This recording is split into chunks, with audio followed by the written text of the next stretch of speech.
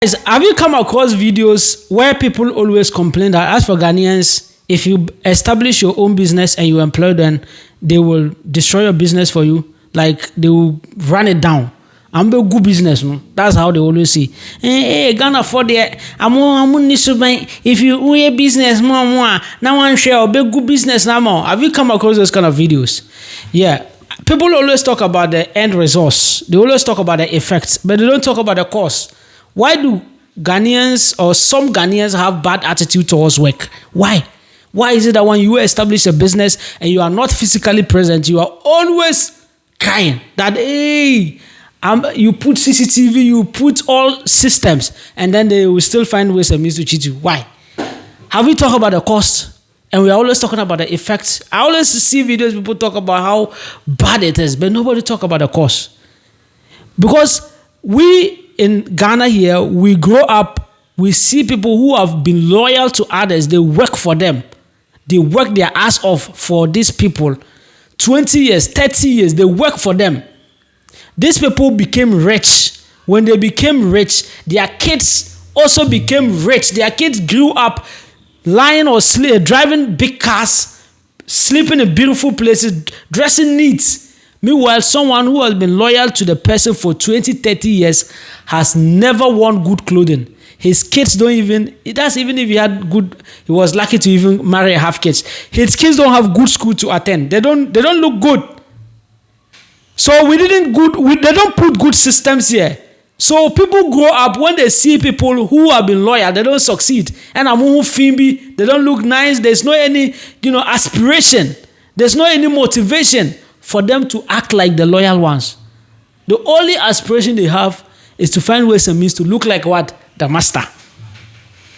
So you look at the Nigerian work concept, and when you compare it to Ghana, you realize that Nigerians are always getting it right, and we are always failing. But instead of us to look at the work ethics and look at the way it is done, no, we are only complaining about it. Nigerian will come from Nigeria. He will come with his younger brother. He will come with his cousin. He will come with his nephew. The nephew will work for him for 5 years, 3 years, 5 years, or 7 years. And after that 7 years, you know what they will do? They will establish a new shop. Let's say they are dealing accessories. They are dealing phone accessories, selling electricals, whatever their appliances, whatever business the person is into. After 7 years, he will establish a business of the same type for his, worker or his employee, that, hey, this is your getaway, take it, and then you can also go and start life with it. So there's motivation. When someone is taking another person from Nigeria and bringing him to Ghana, there's motivation. But our people know. Somebody has worked for you. I know someone. Kai, let's not even go far. I have one of my brother. You know this Uber cars that start. My brother was doing Uber for someone. They went to agreement. Isn't the next 3 years or 4 years, my brother will drive and then pay back everything. Now my brother drove this car, paid more than half of how much he was supposed to pay in order to own the car. They do this work and pay. He did it almost for him to finish, and the owner started bringing confusion. And today this, tomorrow today this, and I'm angry. Bring my car. Come and put the car down. So my brother worked his ass off, loyal. He doesn't give him excuses. Always working day and night just to ensure that things go on right. When it was closer for him to reap the benefit of his sweat, this is how the owner did to him. This is the person that when he realized that, if you go into a paper agreement with him, documented agreement with him, because he had his bad intention, he never went into, documented agreement. It was verbal. So when the time reaches, he was able to flip it quick. So today, people in Ghana here, they have bad work ethics, really bad-minded. From the initial stage, he knew that this is how he's going to treat him. So he refused to sign agreement or have paper documents. You understand? So now this person later will come and establish another business, and he will expect people to be loyal to him. No. Loyalty doesn't pay in Africa here. It doesn't pay in Ghana here. Some African countries, yes, it works. People come from Lebanon and stuff. They come to... It works. Why is it that we Ghanaians, it doesn't work? Because we ourselves, When you talk about the effect, you need to talk about the cause. Most rich people are very wicked. Very wicked people. There's no proper documentation. There's no loyalty from their side. It is all about them. So why will someone be loyal to you? When he comes, he's going to do you. He's going to find ways and means to dupe you. And that is why you see a lot of businesses, whenever they employ someone to work for them, in the next few years, what happened? The person also he will try to find ways and means. That he will be thinking, how can I do so that I will also be getting something out of it? Because he knows that the salary he's being paid will not help him. It will not help him. And there's no any future motivation. People have made promises. Somebody will make, this business, if it goes on well, don't worry. I'll do this for you. I'll do it. When the time reaches now, he has succeeded. Instead of him to fulfill his promise, he won't fulfill. He will not talk about that he has been paying him salary. How much is your salary you have been paying? 1,000 Ghana, 1,500, 2,000 Ghana cedi. That is salary. There's no motivation. This price and machine is expensive. People pay at 800 Ghana and they expect full loyalty. Somebody will work for you. You are paying him 800 Ghana or 1,000 Ghana cedi. There are two workers who are doing that work. You are paying each person the same. One worker will go out, or you fire him, or maybe he will resign. Then you ask this one person that is remaining to do the work of two people. But what happened? You will not pay him the salary of two people. You only pay him the salary of one person. Is that not wickedness? That's wickedness. So whenever you talk about the what? You talk about the effect. You need to talk about the causes. People are very wicked here.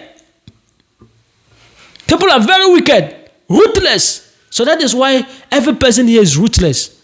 If you give someone job to do, you have to open your eyes like this. If not, you run away with your money. People are doing it every single day. So if we want to better our community, we want to better our society, we want to have a good name when it comes to work ethics as Ghanaians, we need to actually start by ourselves. As the owners, you need to show loyalty. You need to show love. You understand? You need to be there while you study the worker, the person you have employed. Study their behavior. Study where they come from. Study their friends. And understand how it means to actually operate. This is just for small business. Big businesses, they are able to put down systems that help them. Though people still do away with some monies. But at the end of the day, at least it's not that much. But a small scale business or a small or medium scale business person, you have to fix your own behavior. Let people know you for the goodness that you are. You will take the money, you won't pay the person well. When it reaches for you to do some goodness to the person, then you want the whole world to know so that they will give you credit again for the salary the person deserves.